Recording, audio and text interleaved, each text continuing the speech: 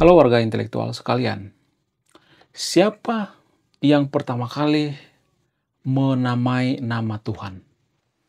Apakah Israel atau tidak? Jadi dalam agama Israel itu ya, atau agama Yahudi itu ya, ada istilah Yahweh, Elohim, dan lain sebagainya. Nah, yang jadi pertanyaan, apakah nama ini lebih tua daripada Allah? Mana yang lebih tua?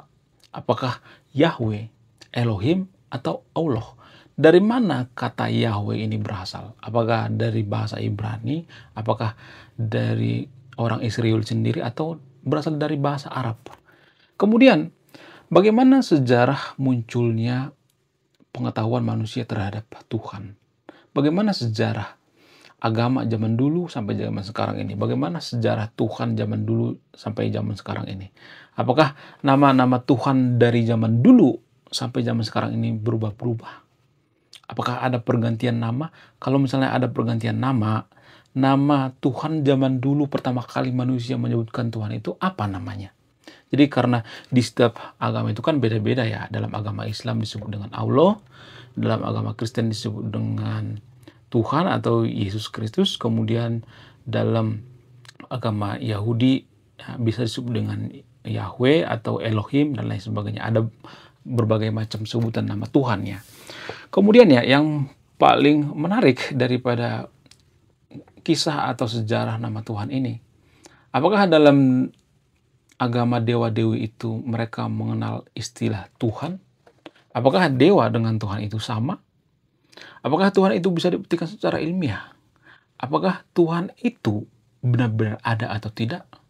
Jadi di antara sahabat yang nonton video ini, kalau misalnya imannya tidak kuat ya, maka video ini tidak cocok bagi Anda. Karena apa? Karena Anda akan tersesat di jalan yang benar. Nah, yang jadi pertanyaan, siapa atau agama apa atau bangsa apa yang pertama kali menamai nama Tuhan? Dan Tuhan siapa yang paling tua?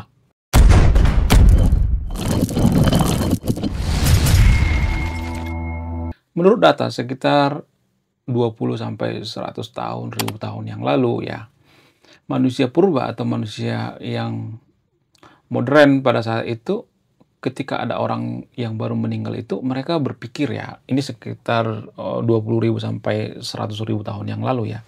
Manusia modern ya, bukan manusia purba ya. Ketika manusia modern sudah meninggal ya, biasanya mereka tinggal di goa ya.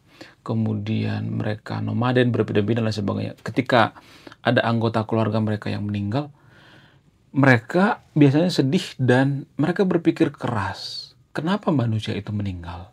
Lalu ketika manusia itu meninggal, apakah arwahnya juga meninggal? Kemana manusia itu setelah meninggal? Nah, pertanyaan-pertanyaan semacam ini ya, yang bikin manusia zaman modern, zaman dulu itu ya, manusia modern atau manusia yang sudah berpikir saat itu, berpikir keras. Gak mungkin ya kalau manusia itu meninggal, gak mungkin arwahnya juga meninggal. Pasti ada kehidupan yang lain, di kehidupan yang lain misalnya, atau di alam lain gitu. Jadi dari situ asal muasal daripada sejarah lahirnya Tuhan. Nah, karena mereka penasaran ya, kemana manusia ini setelah meninggal? Lalu mereka punya pikiran, gak mungkin manusia ini meninggal lalu meninggal begitu aja lang, jadi tanah ya, dimakan cacing dan sebagainya. Gak mungkin, pasti ada kehidupan di alam lain yang tidak kita ketahui. Maka mereka berpikir sepertinya ada Tuhan yang menciptakan manusia. Jadi zaman itu kan belum secanggih zaman sekarang, belum ada yang namanya sains ya, penelitian misalnya, belum ada ilmu kedokteran dan lain sebagainya, belum ada teori evolusi dan lain sebagainya. Tapi zaman itu benar-benar masih sangat-sangat primitif banget ya. Sehingga mereka berpikir, kalau manusia itu meninggal, berarti ada yang mencabut nyawanya. Siapa yang mencabut nyawanya? Yang mencabut nyawanya itu ya Tuhan. Siapa Tuhan itu? Nah, ini adalah pertanyaan yang sangat-sangat pelik di zaman itu. Lalu manusia zaman dulu itu berdiskusi dengan kepala suku, ya, dengan teman-temannya, dengan keluarganya. Mereka berdiskusi ya. Kepala suku, Siapa yang menciptakan manusia? Yang menciptakan manusia itu adalah Tuhan. Tuhan itu seperti apa? Kepala suku tidak bisa menjelaskan Tuhan itu seperti apa. Karena apa? Karena Tuhan itu kan nggak bisa dihipotesa kan. Nggak bisa dibuktikan secara ilmiah. Lalu kepala suku mengambil jalan pintas dengan, ya namanya Tuhan. Ya Tuhan itu apa namanya? Ya nggak tahu, pokoknya Tuhan. Nah, pada saat itu lahirlah yang namanya Tuhan. Tapi saat itu Tuhan itu bukan Tuhan seperti sekarang ini ya. Beda ya Tuhan zaman itu dengan zaman sekarang itu berbeda guys ya. Kemudian seiring berjalannya waktu dari mereka nomaden ya, mereka mulai menetap ya, mereka mulai bertani ya, mereka mulai menanam gitu, nggak berpindah-pindah lagi, sehingga muncullah yang namanya kepercayaan-kepercayaan baru seperti misalnya menyembah yang namanya batu, ya menyembah pohon dan lain sebagainya. Lalu saat itu mereka juga bertanya-tanya, siapa Tuhan itu sebenarnya? Benarkah Tuhan itu ada? Mereka berdiskusi gitu ya. Kemudian kepala sukunya mengatakan, Tuhan itu ada. Kalau Tuhan itu tidak ada, nggak mungkin manusia ini ada. Kita tercipta dari apa? Dunia ini siapa yang menciptakan? Saat itu belum ada yang namanya Stephen Hawking gitu ya, dengan teorinya Big Bang dan sebagainya. Nggak, belum ada ya.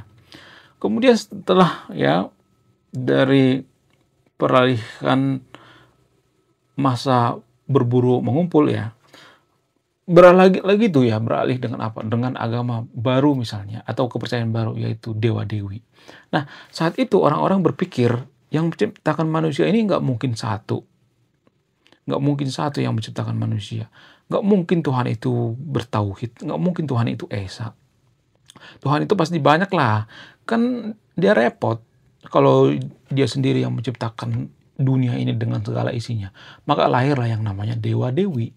Ya, makanya ada istilah dewa matahari, dewa bulan, ya, dewa bintang, ya, dewa tanah dan lain sebagainya. Pokoknya bermacam-macam dewa ya.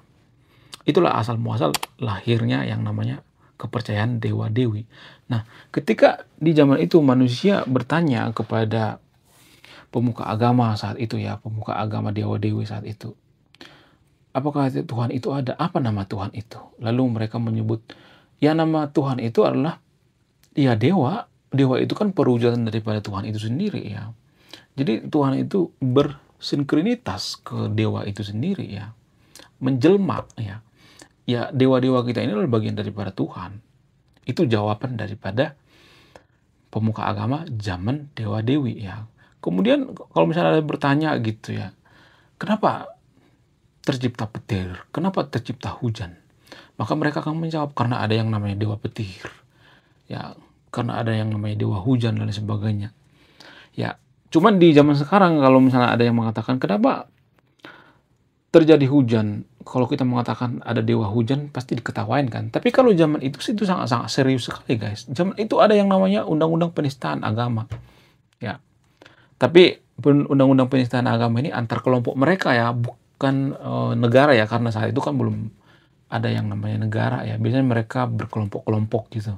Jadi ada yang namanya undang-undang penistaan agama. Lu nggak boleh mengejek yang namanya dewa batu, dewa ini, lu nggak boleh mengejek. Kalau lu mengejek, kamu dipenjara, kamu dibunuh. Jadi ada undang-undang penistaan agama. Jadi kalau misalnya nih kita ketawa misalnya, kita bertanya sama orang-orang di zaman itu, kok bisa terjadi yang namanya air bah, hujan, gempa, dan sebagainya? Maka mereka akan menjawab, oh itu karena ada dewa gempa. Ketika kita bertanya ya, seperti itu, lalu kita ketawa, maka kita akan kena undang-undang penistaan agama. Ya, di zaman itu. Di zaman itu masih berkelompok-kelompok ya, sehingga biasanya kita ada yang dihukum, diasingkan, ada yang dibunuh, dan lain sebagainya. Ya, jadi macam-macam ya. Kenapa orang-orang di zaman itu melakukan yang namanya hukuman atau undang-undang penistaan terhadap anggota keluarganya? Karena apa? Karena zaman itu pengetahuan belum berkembang, belum ada yang meneliti tentang misalnya nih gempa itu terjadi karena apa? Karena gesekan lempeng tektonik gitu. Ya. Ada pergesekan lempeng sehingga terjadi gempa. Belum ada yang bisa menjelaskan seperti itu. Masih terbatas. Jadi kita tidak bisa menyalahkan orang di zaman itu. Ya. Jadi orang di zaman itu juga masih percaya bahwa yang menciptakan gempa itu adalah dewa gempa ya. Nah, kemudian dari dewa-dewi beralih ke agama Abrahamik. Nah, agama Abrahamik lah yang sekarang ini banyak dipercayai oleh warga Konoha. Agama Abrahamik ini kan pertama kali muncul di Israel ya. Agama Abrahamik ini ya, menurut data ya, di sebelumnya saya dihujak tuh ya, agama Islam nggak bagian daripada agama Abrahamik. Tapi menurut data ya, agama Islam itu bagian daripada agama Abrahamik ya. Bahkan saya itu sering kali mengatakan seperti ini dan sering kali disangkal juga. Gini guys ya, ya saya tahu ya umat Kristen yang nonton video ini banyak ya. Saya tahu Anda ini nggak setuju dengan agama Islam itu bagian daripada agama Abrahamik. Tapi ya, fakta yang pahit yang tidak bisa diterima oleh agama Kristen. Agama Yahudi juga zaman dulu mengatakan bahwa agama Kristen itu sesat guys. Makanya Yesus dibunuh. Makanya Yesus disalibkan karena agama Yahudi berpikir bahwa Yesus itu sesat. Jadi sama guys, sama porsinya. Saya tidak mendukung agama tertentu di sini ya. Kenapa saya bongkar ini? Karena saya, mohon maaf ya bagi teman-teman Kristen, gak semua seperti itu. Karena saya tuh sering berdebat dengan umat Kristiani. Mereka mengatakan bahwa agama Islam itu bukan daripada agama Abrahamik ya. Kenapa? Karena diduga agama Islamnya ngaku-ngaku bagian daripada agama Abrahamik. Tapi pada datanya, pada faktanya, agama Abrahamik ini melangsungkan yang namanya haji. Jadi ini salah satu bukti kuat bahwa agama Islam itu bagian daripada agama Abrahamik. Kemudian nabinya, Nabi Musa kan ada tuh dalam agama Islam. Agama Kristen juga ada kan, agama Yahudi juga ada. Kalau misalnya nih teman-teman Kristen yang nonton video ini ya, guys, jangan langsung ini ya. Saya tuh melihat ya, banyak warga Konoha kalau misalnya nggak setuju dengan saya, biasanya mereka langsung ansubrek ya. Oh, saya nggak setuju lagi dengan kamu. Ya, jadi kalau kita hanya mendengarkan apa yang pengen kita mau, kita akan beku ya. Otak kita itu akan freeze gitu. Otak kita itu akan membeku, tidak akan ada perubahan-perubahan baru lagi gitu. Jadi sama aja gitu sebenarnya umat Kristen itu kalau misalnya nih mengatakan, oh saya nggak setuju agama Islam itu masuk daripada agama Abrahamik atau agama Samawi dan lain sebagainya. Wong agama Yahudi juga mengatakan seperti itu kok zaman dulu. Agama Yahudi zaman dulu mengatakan seperti itu. Ya sampai sekarang juga orang Yahudi kan masih menantikan yang namanya Mesias kan. Padahal yang pertama kali mewariskan yang namanya agama Abrahamik itu agama Yahudi kan. Jadi kalau agama Yahudi itu punya yang namanya royalti ya tentang agama Abrahamik, maka agama Kristen dan agama Islam juga harus ditagih royaltinya. Jadi teman-teman Kristen ya, kita harus berpikir rasional gitu. Saya tidak membela agama Islam ya, tapi menurut data seperti itu ya. Saya juga dulu nggak percaya bahwa agama Islam itu bagian daripada Abrahamik. Saya berpikir itu bukan daripada agama Abrahamik ya. Tapi ya anehnya, jangankan Anda teman-teman Kristen yang nonton video ini, orang Islam sekalipun ya, agama Islam sekalipun, mereka juga nggak mau masuk ke agama Abrahamik. Ini semacam keanehan.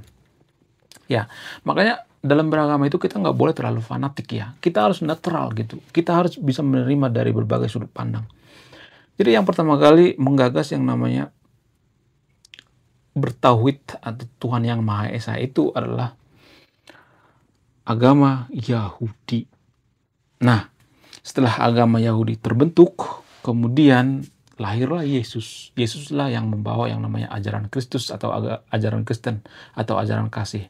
Ketika Yesus mengaku bahwa dirinya itu Mesias, orang Yahudi nggak ada yang percaya. Makanya Yesus itu disalibkan. Sampai sekarang juga orang Yahudi itu masih belum percaya yang namanya Yesus itu Mesias. Ada banyak seperti itu ya. Tapi kan itu kan sah-sah aja. Kalau saya perhatikan di Israel seperti sekarang ini ya, di Israel kalau saya perhatikan itu agama Kristen dengan agama Yahudi itu sudah damai ya. Mungkin itu zaman dulu gitu ya, ribuan tahun yang lalu. Tapi sekarang ini mereka sudah kerjasama kok, sudah damai ya. Bahkan di pemerintahan juga sudah banyak kok orang yang beragama Kristen di Israel. Mereka sudah damai ya. Kecuali kok yang satu lagi tuh ya, yang agama sebelah ya. Agak susah ya kalau damai ya. Kemudian ya, kalau saya perhatikan agama Kristen ya, ketika lahir agama Kristen ini maka ada istilah yang namanya Trinitas. Dan inilah yang biasanya dikomplain oleh agama Islam atau umat Muslim yang ada di Indonesia. Kan Tuhan itu kan satu. Kenapa dalam agama Kristen itu ada istilah Trinitas? Jadi teman-teman yang beragama Muslim itu sering mengatakan ya, bertanya, Tuhan itu kan satu, Tuhan itu kan esa. Kenapa orang Kristen itu menyebut Trinitas? Tiga dalam satu, Trinitas, Allah Bapa, Roh Kudus, dan Yesus. Jadi teman-teman Muslim itu berpikir bahwa agama Kristen ini menyekutukan Tuhan. Itu dari pola pikir daripada teman-teman Muslim. Jadi kita yang nonton video ini ya, yang beragama Kristen, kita juga harus melihat dari sudut pandang orang lain gitu. Itu dalam pikiran mereka. Kemudian Trinitas ini kan sebenarnya kalau misalnya kita tanya ke 10 pendeta, maka akan ada 10 jawaban. Kenapa bisa seperti itu? Apa alasannya? Dan ini juga yang dikomplain oleh teman-teman Muslim ya. Muslim itu bertanya ke setiap pendeta, biasanya beda-beda jawabannya. Sehingga umat Muslim itu kadang mengatakan, nggak masuk akal ya agama Kristen ini. Mereka seperti menyekutukan Tuhan ya. Three in one. Atau Trinitas. Nah, yang jadi pertanyaannya, ini yang tidak pernah kita terpikirkan sebelumnya gitu ya. Kalau boleh jujur ya, nggak ada satupun agama yang masuk akal. Jadi teman-teman Islam yang mengatakan bahwa agama Kristen itu tidak masuk akal, berhenti mengatakan bahwa agama itu masuk akal. Nggak ada agama yang masuk akal, guys. Nggak ada. Coba, saya mau nanya sama yang nonton video ini. Coba kasih datanya. Apa bukti bahwa agama itu masuk akal? Kalau misalnya ada yang mengatakan, oh agama itu masuk akal karena yang menciptakan agama itu kan Tuhan. Mana datanya? Kapan Tuhan menciptakan agama? Kalau misalnya ada yang mengatakan, oh nabi kita itu dulu dapat wahyu, ya zaman dulu dapat wahyu. Oke, kalau nabi itu dapat wahyu, siapa saksinya? Apakah ada orang yang menyaksikan? Nggak ada kan? Apakah ada bukti secara ilmiah? Nggak ada kan? Jadi itu kan cuma katanya. Bagaimana mungkin kita percaya sesuatu hal yang katanya? Jadi menurut antropologi, agama itu adalah ciptaan manusia, budaya. Karena apa? Karena wahyu itu kan sesuatu hal yang ilahi. Ilahi itu nggak bisa dibuktikan secara ilmiah, guys. Ilahi itu nggak bisa dilogikakan. Nggak bisa dilogikakan itu artinya tidak dikonfirmasi atau tidak terkonfirmasi. Ilahi itu kan sama seperti mimpi, guys. Kalau misalnya ada seseorang bermimpi ketemu Tuhan misalnya atau bertemu malaikat, apakah seseorang ini bisa dihakimi? Nggak bisa. Karena apa? Karena mimpi itu nggak bisa dibuktikan secara ilmiah. Apakah dia terbukti berbohong? Kita nggak bisa membuktikan berbohong karena apa? Karena yang bermimpi kan dia sendiri, nggak ada orang yang lihat kan, nggak ada orang yang masuk ke mimpinya kan. Jadi keilahian juga seperti itu ya. Cuman prinsip semacam ini atau pandangan semacam ini masih banyak ditentang oleh warga Konoha. Sehingga apa? Sehingga ya saya melihat di Konoha itu ya saling mengklaim bahwa agama saya yang paling benar, agama saya yang paling suci, agama saya yang ciptakan Tuhan. Inilah yang melahirkan yang namanya intoleransi kalau boleh jujur ya. Ini yang melahirkan intoleransi. Agama Yahudi mengatakan bahwa agama Yahudi yang paling benar. Agama Kristen itu ya mereka ngaku-ngaku bagian daripada agama Abrahamik. Itu prinsip daripada agama Yahudi. Agama Kristen itu bukan daripada agama Abrahamik. Ya, bukan daripada agama Samawi. Orang Yahudi dulu ngotot seperti itu. Sampai sekarang juga masih ada seperti itu. Ya, karena apa? Karena agama Yahudi ini berasal dari apa? Berasal daripada agama Abrahamik. Jadi dalam pandangan orang Yahudi itu ya agama Islam dan agama Kristen itu ngikut-ngikut gitu ya. Ibarat tamu tanpa diundang gitu ya. Mereka nempel aja gitu. Tapi nggak diundang gitu, nggak ada konfirmasi. Makanya Yesus dibunuh. Ya, Yesus disalibkan. Kenapa? Karena orang Yahudi itu berpikir, ngapain kalian ngikut kita? Ya kan?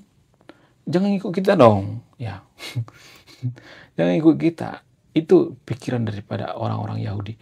Kemudian kalau kita masuk ke level yang lebih dalam lagi misalnya. Sebenarnya agama Yahudi ini ada banyak kemiripan dengan agama-agama Zoroaster. Agama-agama Mesopotamia kok. Ada banyak kok. Jadi yang pertama kali mengatakan bahwa Tuhan itu satu, ya Tuhan itu bertauhid, Tuhan itu esa, itu adalah agama Zoroaster. Ya, jadi itu artinya ya, makanya saya katakan bahwa agama itu nggak ada yang masuk akal. Agama itu semacam tradisi masa lalu. Tapi kalau saya mengatakan seperti ini nanti saya akan dihujat ya. Itu pada faktanya. Ada banyak kemiripan daripada agama Yahudi secara ideologi dengan agama Zoroaster. Jadi agama Zoroaster juga mengatakan seperti ini guys ke agama Yahudi. Kalian tuh niru-niru kita. Kita yang pertama kali mengatakan bahwa Tuhan itu bertauhid, ya Tuhan itu Esa. Ngapain agama Yahudi ikut-ikut? Harusnya kalian bayar royalti dong. Jangan ikut kita. Jadi saling klaim satu sama lain. Nah, inilah yang mempengaruhi kenapa terjadi yang namanya intoleransi. Jadi saling klaim ya. Agama Zoroaster mengatakan bahwa agama yang paling benar, agama Mesopotamia kuno mengatakan agama yang paling benar ya, agama ya dewa-dewi juga mengatakan agama yang paling benar ya, agama Yahudi mengatakan agama mereka yang paling benar, agama Kristen juga seperti itu, agama Muslim apalagi. Sehingga terjadi yang namanya gesekan-gesekan. Nah, karena ada yang namanya gesekan-gesekan, maka hal-hal seperti inilah yang bikin negara bisa terpuruk. Gimana nggak terpuruk coba kalau misalnya ada konflik gesekan-gesekan antar umat beragama. Makanya agama itu nggak boleh digabung dengan negara. Itulah alasannya kenapa saya menentang agama itu digabung dengan negara. Oke, kembali ke masalah sejarah penamaan Tuhan. Yahweh, Elohim, dan lain sebagainya. Jadi ada yang unik dengan agama Yahudi guys. Apa itu? Orang Yahudi itu tidak pernah yang namanya menyebut nama Tuhannya. Mereka biasa menyebut dengan Adonai. Mereka tidak langsung menyebut yang namanya Elohim. Dan biasanya nama-nama tempat di Israel itu biasanya berawalan dengan El ya. Atau berakhiran dengan El gitu. El itu kan Tuhan ya. Israel, Immanuel, dan lain sebagainya ya. Jadi El itu kan nama Tuhan. Kemudian ada yang mengatakan bahwa Yahweh atau Elohim dan lain sebagainya ini berasal daripada bahasa Arab. Ada yang mengatakan seperti itu ya. Tapi sah-sah aja ya kalau misalnya nih ada yang mengatakan oh ini dari bahasa ini, bahasa itu sah-sah aja. Tapi pada faktanya ya kalau saya perhatikan ya, justru Tuhan itu ada ya. Mau Esa bertauhid dan lain sebagainya, mau apapun nama Tuhannya itu. Justru Tuhan itu ada dan diadakan oleh manusia karena kematian. Ini yang jadi jawaban kenapa saya katakan tadi itu manusia modern pertama yang ada di dunia ini. Ketika mereka hidup di zaman primitif, mereka melihat orang yang mati lalu berpikir sepertinya ada Tuhan. Ya, jadi mereka sendirilah yang menciptakan Tuhan itu sendiri, versi mereka sendiri-sendiri. Makanya sifat Tuhan itu sampai sekarang juga kan berbeda-beda ya setiap agama ya. Kalau agama Abrahamik itu biasanya Tuhan maha pencemburu, maha baik, maha bijaksana, maha pemurah dan sebagainya. Jadi kontradiktif ya satu sama lain ya. Maha bijaksana, maha pemurah, maha pencemburu. Dia sudah bijaksana tapi cemburu, kan ini nggak masuk akal ya. Kontradiktif satu sama lain. Dan ini juga yang jarang kita sadari. Mohon maaf ya bagi teman yang nonton video ini ya. Makanya saya katakan tadi kalau imannya nggak kuat maka bisa linglung ya, bisa tersesat di jalan yang benar.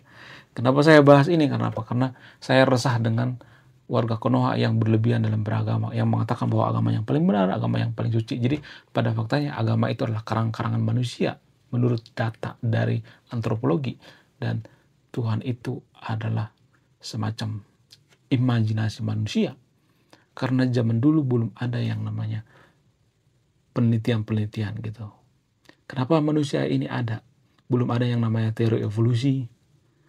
Ya, tapi di Konoha disebut manusia itu berasal dari monyet. Enggak, beda spesies. Manusia dengan monyet itu beda spesies. Sama seperti harimau dengan kucing. Mirip tapi bukan dari rahim yang sama. Cuman di Konoha itu sengaja dipelesetkan manusia berasal dari monyet untuk membunuh yang namanya teori evolusi. Padahal kalau tidak ada teori evolusi, tidak akan ada yang namanya operasi. Jadi orang yang menghina teori evolusi, jangan pernah operasi. Kenapa? Karena Anda tidak percaya teori evolusi. Ya, suka nggak suka, mau nggak mau, teori evolusi itu ada benarnya. Oke? Kemudian ya, kalau saya perhatikan ya, justru karena berebut Tuhan di Konoha itu ya, Tuhan saya yang paling benar, Tuhan ini yang paling benar dan sebagainya, sehingga terjadi yang namanya kerusuhan, konflik dan lain sebagainya. Jadi menurut saya itu emang paling benar ya orang-orang yang tidak terlalu peduli dengan agama. Tapi saya tidak nyuruh yang non-muslim untuk tidak peduli dengan agama ya. Kenapa? Karena mereka tidak ada tanggung jawab untuk membela Tuhan mereka yang paling benar, paling suci dan sebagainya. Jadi hidupnya lebih tenang, lebih damai gitu. Tapi di Konoha kalau nggak beragama itu dikatakan kacau dan sebagainya. Tapi lihat tuh ya negara-negara Skandinavia, Nordik dan sebagainya, mereka nggak peduli dengan agama, tapi mereka hidupnya lebih baik. Ya. Justru negara kita lebih kacau daripada mereka. Oke, sekian video ini. Terima kasih sudah menyimak dan memahami. Disclaimer audiens, saya tidak nyuruh yang non-muslim untuk tidak beragama ya. Saya kaum intelektual, salam rasional.